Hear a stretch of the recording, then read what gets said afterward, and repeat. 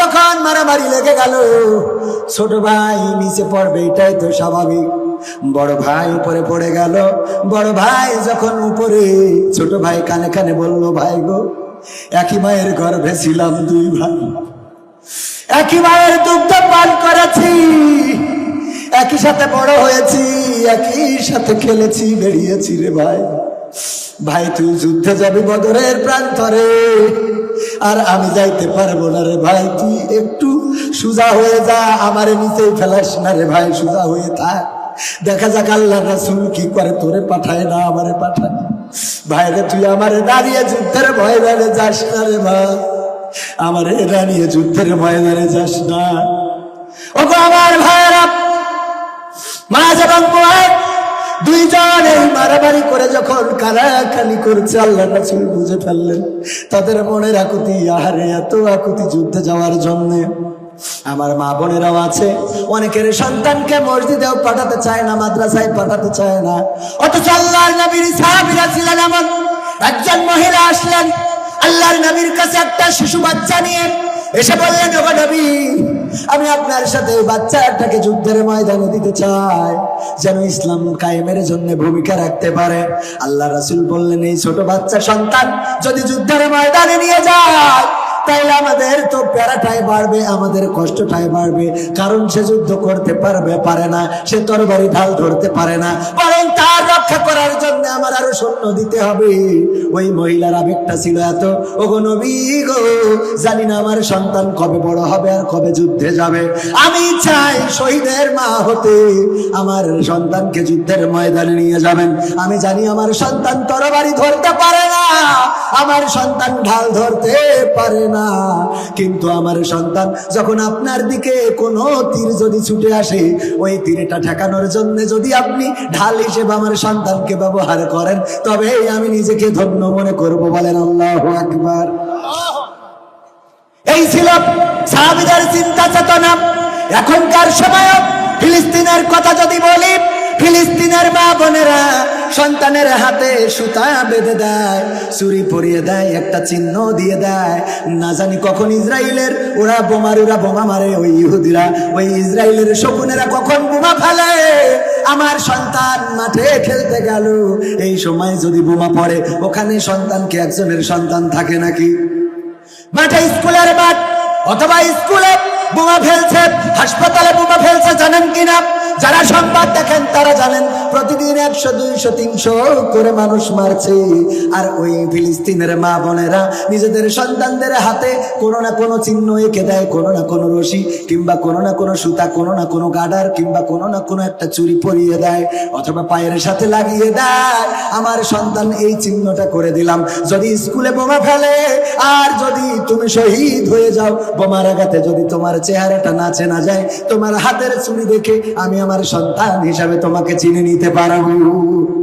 আল্লাহু আকবার বলবেন। এখনকার সময় আছে না নাই? বিশ্বাস না হইলে ফিলিস্তিনের ইতিহাসগুলো ঘেঁটে দেখে।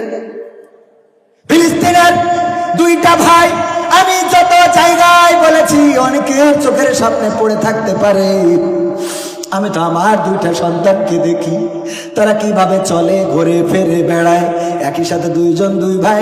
এ যখন স্কুলে থাকে ওর মন খারাপ হয়ে যায়, ও যখন স্কুলে থাকে এর মন খারাপ হয়ে যায়।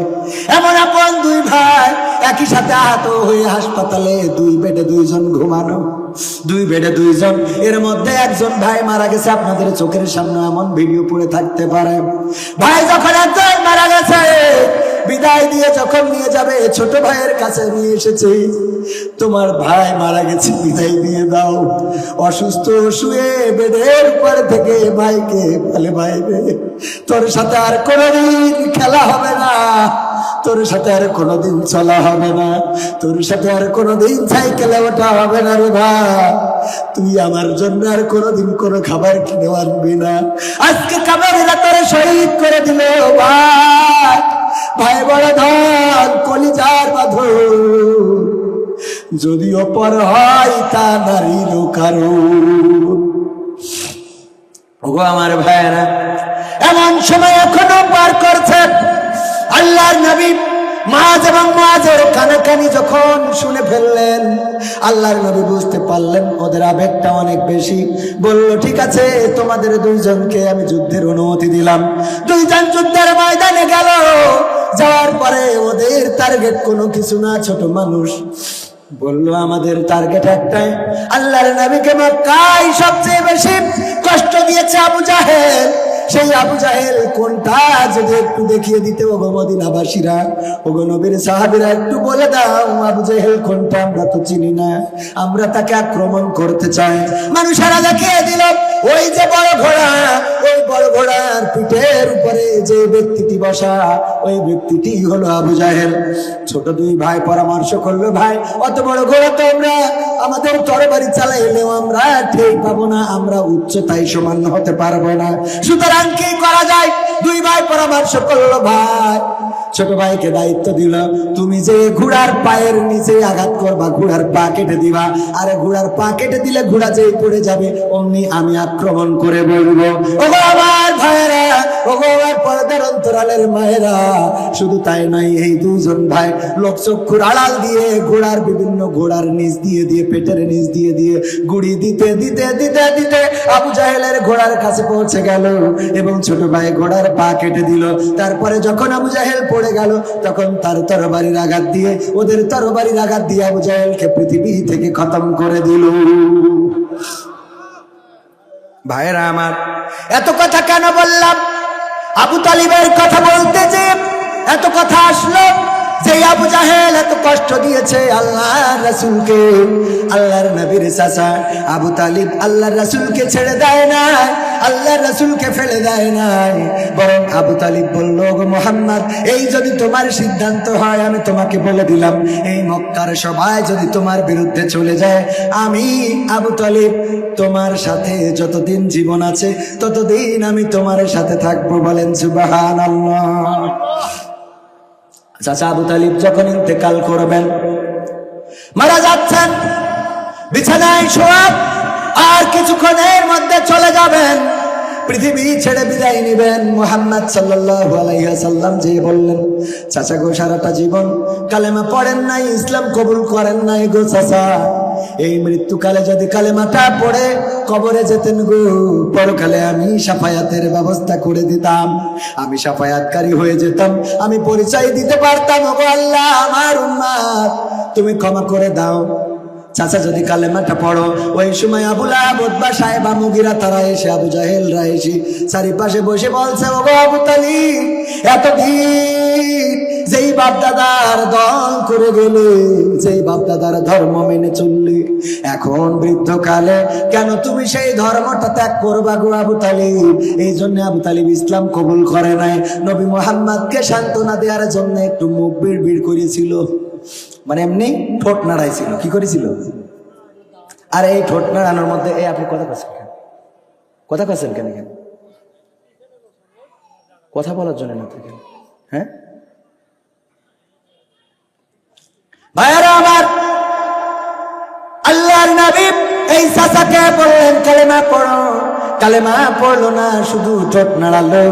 আর এই ঠোঁট নাড়ানোর জন্যে আল্লাহর রাসূলের চাচাকে জাহান্নামের সবচেয়ে অল্প শাস্তি দেওয়া হবে। সবাই জানেন না? জানেন না? শাস্তিটা কি? পায়ে থাকবে একজোড়া আগুনের জুতা, আর কোন জাহান্নামের শাস্তি দেওয়া হবে না, শুধু এই জুতা পরানো থাকবে, সেই জুতার প্রভাবে মাথার ঘেনুগুলো টকবক করে ফুটে গা বেয়ে বেয়ে পড়তে থাকবে, আর ওই ঘেনুর গরমে শরীরের গোশতগুলো গলে যেতে থাকবে। রাসূলের চাচাকেও রাসূল জাহান্নাম থেকে, জাহান্নামের শাস্তি থেকে বাঁচাতে পারে নাই। কেন পারে নাই? কারণ আল্লাহ হেদায়েত করে নাই, তো হেদায়েত হবে কিভাবে? সুতরাং আমরা চাইলেই সবাইকে হেদায়েত করে এখানে আনতে পারবো, সবার হেদায়েত হবে না। সবাইকে আল্লাহ কাবায় নিয়ে যায় না, সবাই মক্কায় হজ পায় না, টাকা থাকলেই হজ হয়। আমি হজ করার জন্য বলি, যারা হজ করতে চান নিয়ত করে ফেলেন, একটা গরু যদি পালন করেন, এখন হজে যেতে 1,10,000, 20,000, 30,000 টাকা খরচ হয়, 50,000 হয়, আবার ভিআইপি সার্ভিস নিয়ে 2 লাখের উপরেও খরচ আছে।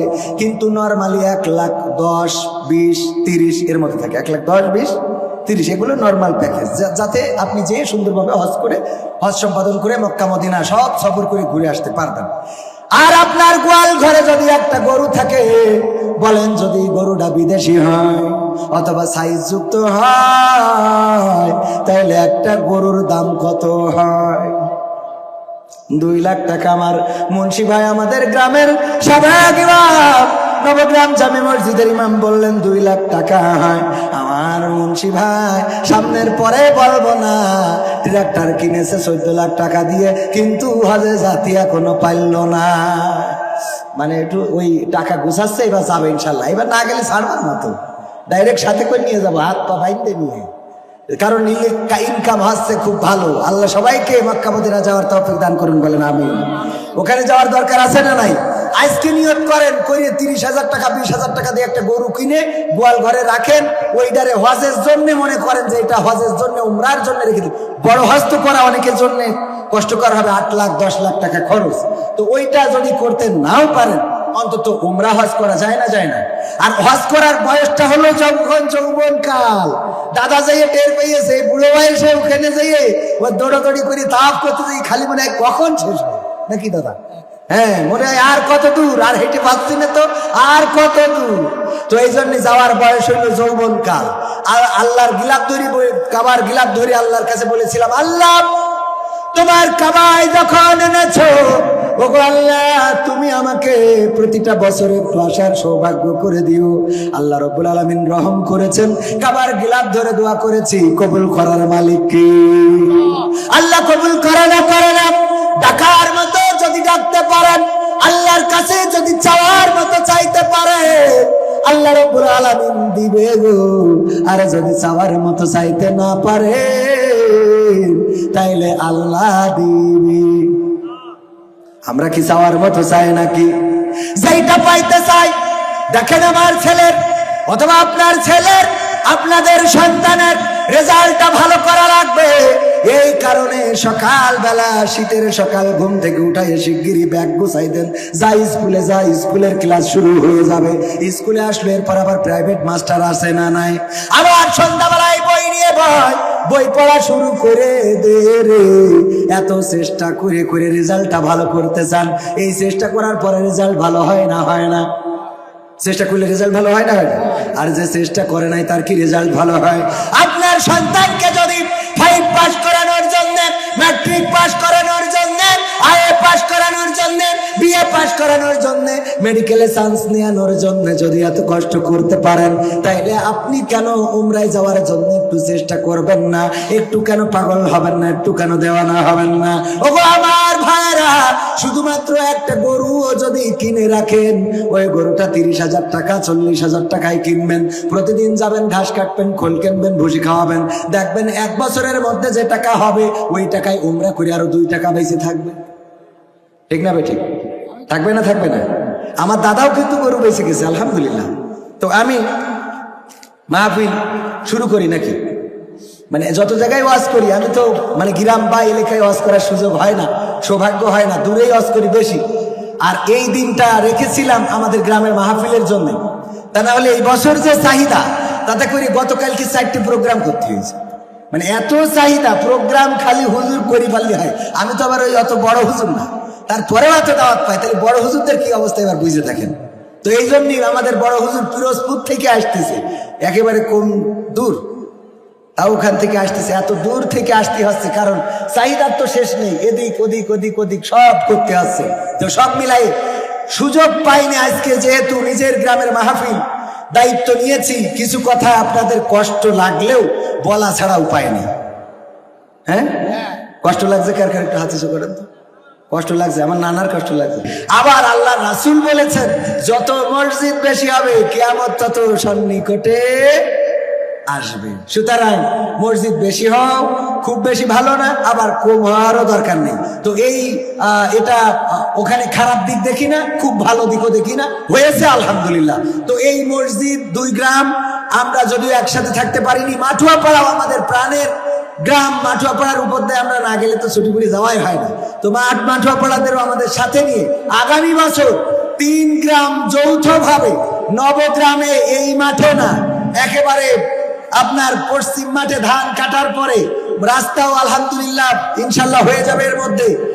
এই মাঠে আমরা বড় করে আয়োজন করব এবং বাংলাদেশের যত বড় বড় আলেম ওলামা আছে তাদেরকে আমরা নিয়ে আসবো। আপনারা কি রাজি আছেন? থাকবেন ইনশাআল্লাহ? আমরা নিয়ে আসবো নবগ্রাম, উত্তর গঙ্গাধরপুর, মাঠরাপাড়ার উদ্যোগে ইনশাআল্লাহ আগামী বছর আপনাদের সাথে। এবং আমার গ্রামের অনেক মুরব্বীজন, শ্রদ্ধাভাজন যারা, অনেকেই মনে করেছেন সবাইকে জনে জনে বলার সুযোগ হয় নাই, আমরা হয়তো অবহেলা করেছি। আসলে অবহেলা করি নাই, আমাদের কর্মের ব্যস্ততায়, বিশেষ করে আমি বাড়ি থাকতে না পারার কারণে হয়তো কিছু মিসআন্ডারস্ট্যান্ডিং হয়েছে। কিন্তু আলহামদুলিল্লাহ আজকে সবার আন্তরিকতা দেখে আমি মুগ্ধ হয়েছি। সকাল থেকে দেখছি আমার সকল ভাইয়েরা মাহফিলের জন্য একেবারে মন প্রাণ উজাড় করে কাজ করেছেন। বলেন আলহামদুলিল্লাহ। এটা খুশি হওয়ার মতো খবর কিনা? খুশি হওয়ার মতো খবর। সুতরাং আমার ভাইজানেরা যারা সহযোগিতা করেছেন, সেই সাথে মঞ্চে আরো গণ্যমান্য ব্যক্তিবর্গ আছেন পর্দার অন্তরালে আমার রত্নাগর্ভা মা এবং বোনেরা, এই গ্রামের অনেকেই আছেন যারা আমি ছোটবেলায় ভাত না খাইলে, ছোটবেলায় মা যখন আমার রাগ করার কারণে ভাত খাওয়াইতে পারতো না, তখন অনেকেই আছে যাদেরকে ডেকে নিয়ে যে বলতো, আমি তখন ভাত খাইতাম। তার মধ্যে আমাদের মাজিদ চাচার স্ত্রী মেজেমা, এখন বয়োবৃদ্ধ, লাঠি ছাড়া বলা যায় চলতেই পারে না, সেই মানুষটাও আছে।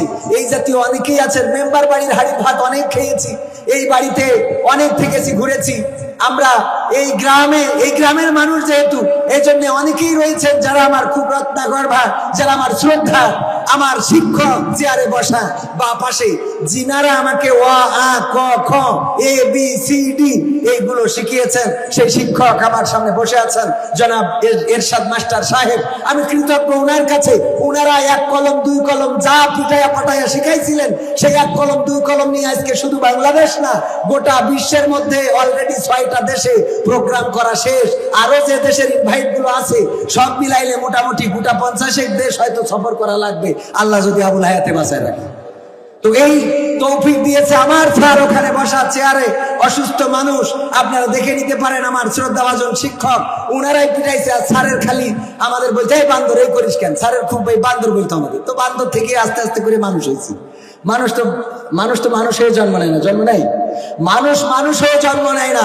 একমাত্র মানুষ, শুধুমাত্র মানুষ, তাকে আবার মানুষ হতে হয়। অন্য সকল প্রাণী সেই প্রাণী হয়ে জন্ম নেয়। একটা ছাগলের বাচ্চা ছাগল হয়ে জন্ম নেয়, একটা কুকুরের বাচ্চা কুত্তা হয়ে জন্ম নেয়, একটা বাঘের বাচ্চা বাঘ হয়ে জন্ম নেয়। কিন্তু শুধুমাত্র একমাত্র মানুষ হয়ে জন্ম নেয় না, তাকে নতুন করে আবার মানুষ হতে হয়।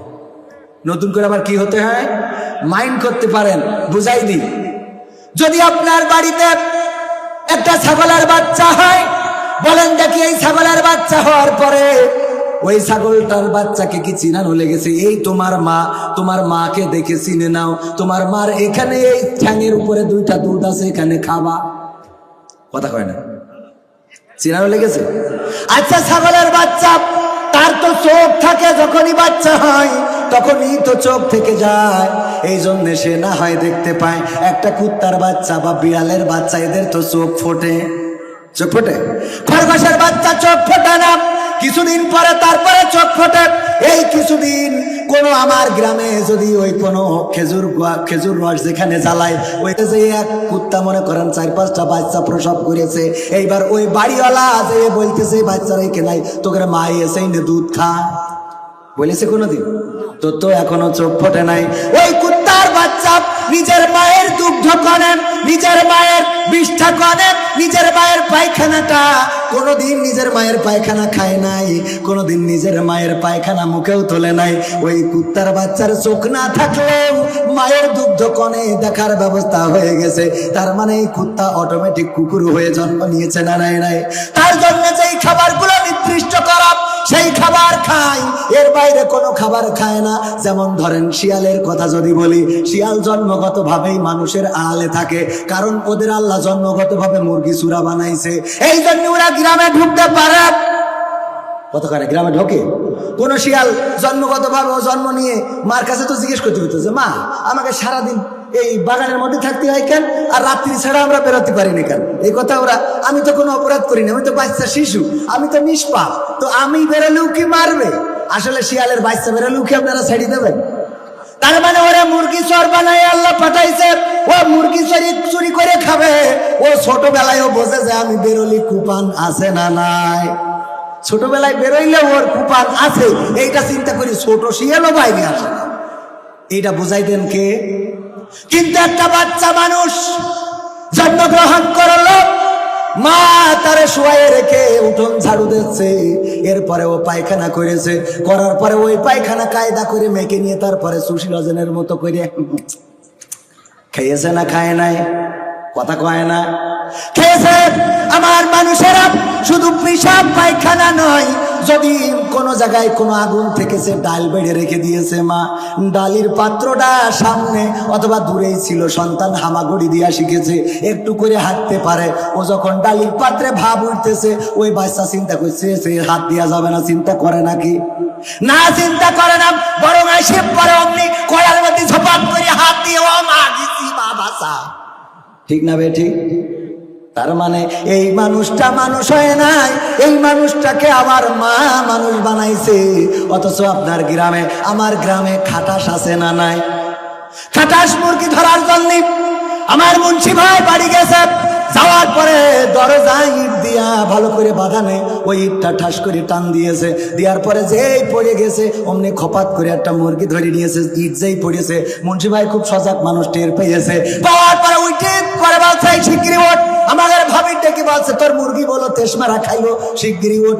উঠেই দেখে যে খাটাস, এর মধ্যেও একটা অ্যাটাক করা শেষ, ধরে নিয়েতে দৌড় দিচ্ছে। মুন্সি ভাই পাঁচ দৌড়েলো, বাক্কা ভাই দৌড়েলো, রফি ভাই দৌড়েলো, রিপা ভাই দৌড়াইলো, সবাই পাঁচ দৌড়ে গেছে। এই দৌড়াইলো দেখে খাটাস এসে পরে আমাদের স্কুলে এই কৃষ্ণচূড়া গাছে ধাক্কা খাইয়ে একটা চোখ বেরোয় গেছে, বুঝে আবার হাসপাতালে ভর্তি করতে হয়েছে।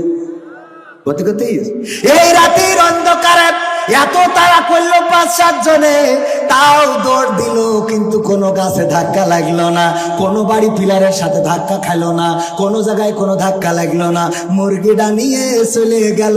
আর ইনারা খুঁজে পাইলো না রে।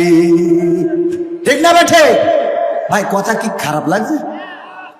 একটু বুঝতে হবে। ওয়াজ যদি ভালো করে শোনেন, এই ওয়াজ অল্প শুনলেই মানার জন্য যথেষ্ট, আর যদি একটু মানতে পারেন তাইলে হেদায়েতের জন্য যথেষ্ট, আর হেদায়েত যদি হয় সেটা জান্নাতে যাওয়ার জন্য যথেষ্ট। কিন্তু আমাদের হেদায়েত তো নিয়া যেমন তেমন কাঠি করি গ্রামের ছেলে, আমাদের গ্রামে এটা বলবেন, আমার গ্রামের মানুষ আমাকে আলহামদুলিল্লাহ অনেক বেশি ভালোবাসে, সেটা যেমন তেমন। আমি অন্য জায়গায় যে ঝামেলাটা হয়, কয় ও আবার নাটক করি বেড়াই, হুজুর হইল কবে, হুজুর এর দাওয়াত দেশ কিটা, ওরখানে স্টেজে উঠাবা। তো আমি কই আপনি মাওলানা মানুষ, আপনি আসেন, এসে ওয়াজ করেন, আপনি ওয়াজ করেন, আমি বসে থাকছি, অসুবিধা যদি পারেন তো অসুবিধা নেই। কিন্তু আল্লাহ রাব্বুল আলামিন জবান দিয়েছেন, কণ্ঠ দিয়েছেন, কথা বলার শক্তি দিয়েছেন। শুধু তাই নয়, আল্লাহ রাব্বুল আলামিন দায়িত্ব দিয়েছেন, ওয়া মান আহসানু কাওলাম মিম্মান দাআ ইলাল্লাহ ওয়া আমিলা সালিহান ওয়া ক্বালা ইন্নানি মিনাল মুসলিমিন। বলেন আল্লাহু আকবার। আল্লাহু আকবার বললে কি কোনো ক্ষতি আছে? এই জবানটা দিল যে আল্লাহ, সেই আল্লাহকে ডাকার সৌভাগ্য আমাদের হয় না।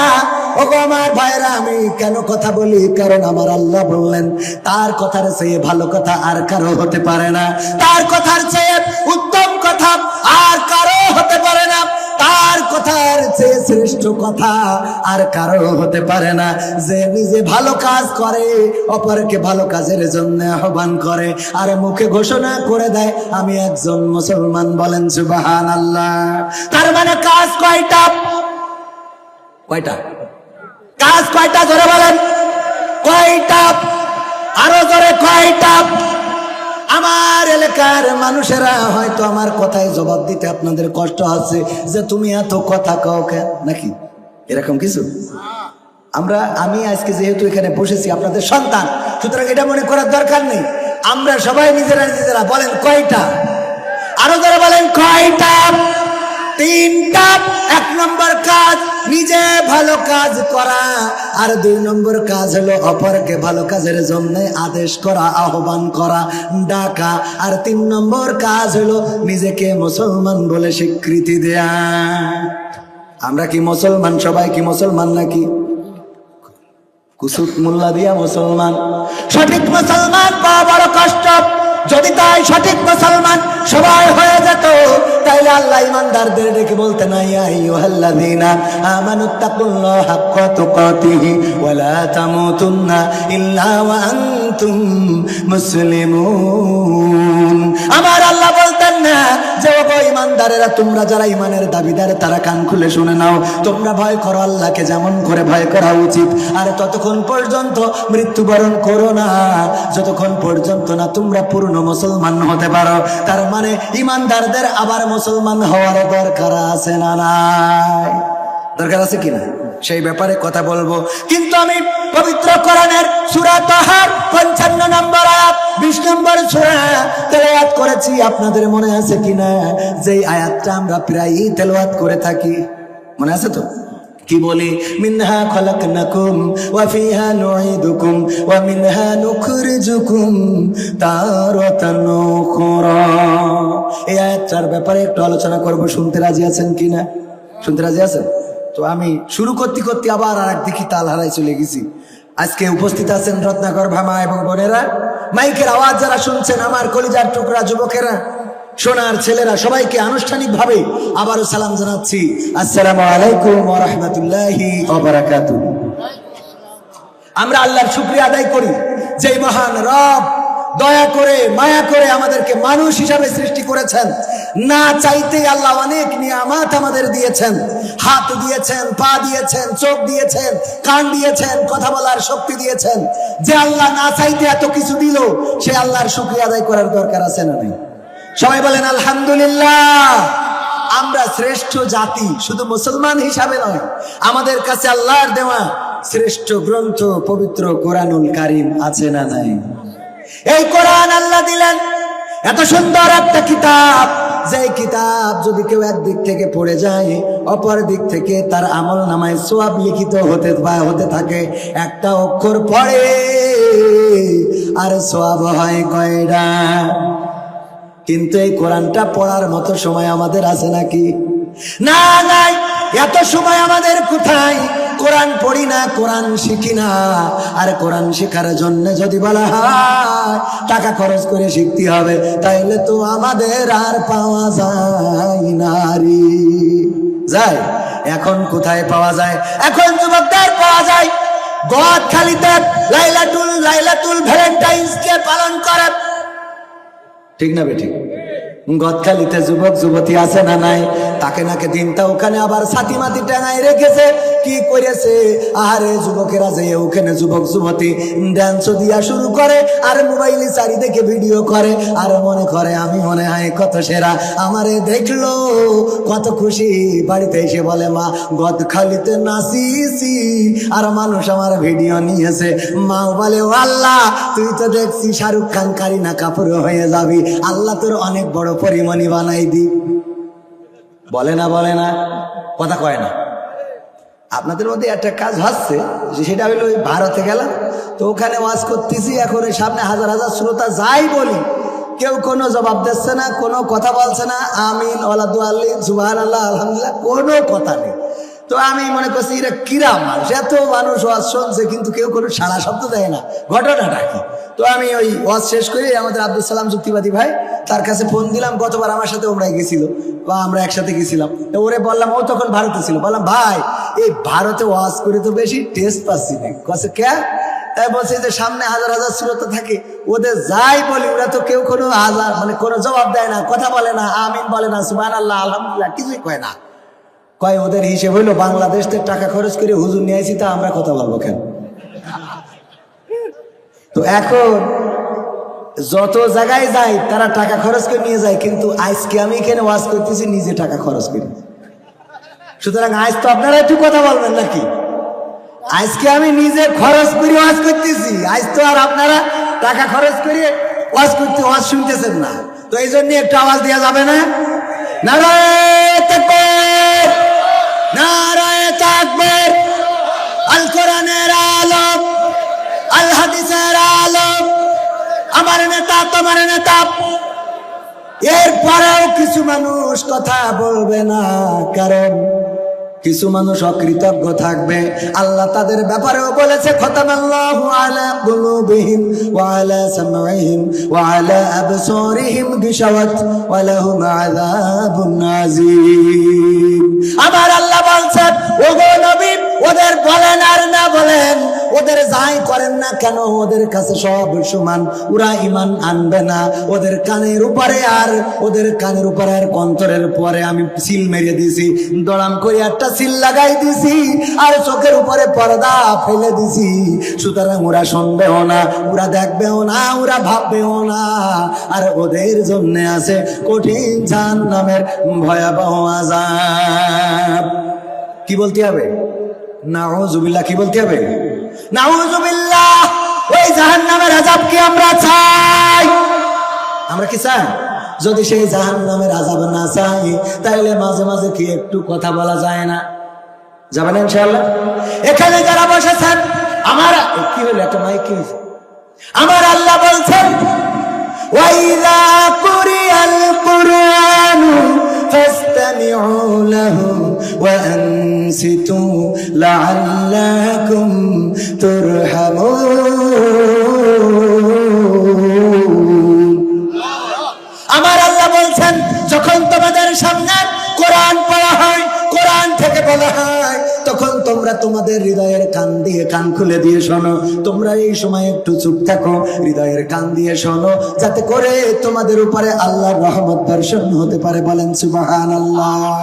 আল্লাহর রহমত চাওয়ার দরকার আছে না নাই? আল্লাহর রহমত পাওয়ার দরকার আছে না নাই? আমি আগেই বলেছিলাম, আল্লাহকে আমরা যদি ডাকার মতো ডাকি, আল্লাহকে যদি চাই, আল্লাহর রহমত যদি চাই, আল্লাহ রাব্বুল আলামিন দেয়ার ব্যবস্থা করে দেবেন।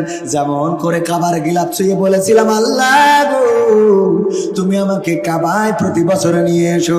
আল্লাহ এমন রাস্তা করে দিয়েছে, এখন প্রতি বছর কাবায় যাব, কিন্তু টাকা খরচ হবে না রে। হ্যাঁ, কখন হুজুর এই পথ আমাকে দেখাই দেন দিন, আমাকে গরু পুষ্টি কন কেন? এত সহজ হলে আমাকে গরু পুষ্টি কন কেন? আপনারা গরু পুষবেন, কারণ সবার এই সুযোগ আল্লাহ দেয়। তবে দেবে যদি আপনি চান, যদি আকাঙ্ক্ষা থাকে, যদি চাওয়া থাকে, পাওয়া করে দিবেন কি? এই জন্য অভিভাবক হিসেবে আমরা চাইবো কাকে? আল্লাহকে চাইবো। এই আল্লাহ যে বললেন, তাও আপনাদের কষ্ট হয়েছে, একটু জোরে বলেন তো, অভিভাবক হিসেবে কাকে চাই? আল্লাহ যদি কারো অভিভাবক হয়ে যায়, লাভটা কি বলবো? লাভটা বলবো। লাভটা হলো, একবার এক গরু আমার দাদা মাঠে রেখে এসেছে। দাদা গরু পালন করে, মাঠে রেখে এসেছে। হঠাৎ জামালপুরের এক বাগান থেকে বাঘ একটা বের হয়ে গরুর তাড়া করেছে। গরু দৌড়াতে দৌড়াতে দৌড়াতে নামকুড়োর মধ্যে যেয়ে, নরম জায়গা কাদা, ওখানে যেয়ে ঝাঁপ দিয়েছে। মাশাআল্লাহ, মাশাআল্লাহ। নারায়ে তাকবীর, নারায়ে তাকবীর। আল কোরআনের আলো, আল হাদিসের আলো। ওগো আমার ভাইরা, এত আনন্দ মনে গো, নামটা বলবো না রে। বলা লাগবে? খুশি লাগবে আমার। এই আনন্দ কটে থাকবো। মা বোনেরাও কাছে আমাকে জন্য তো একটু ওয়াজ শুনাইলে না? মা বোনদেরও একটু ওয়াজ করার দরকার আছে না সবাই? মা বোনেরা এসেছে, পর্দার অন্তরালে মা বোনদেরকে থাকতে হবে। আমার মা বোনদের ব্যাপারে আল্লাহর নবী বললেন, মেরাজ থেকে এসে বললেন, ওগো নারীরা, তোমরা বেশি বেশি করে সাদাকা করো, দান করো, দান করো, দান করো, কারণ আমি দেখেছি অধিকাংশ নারীরাই জাহান্নামী।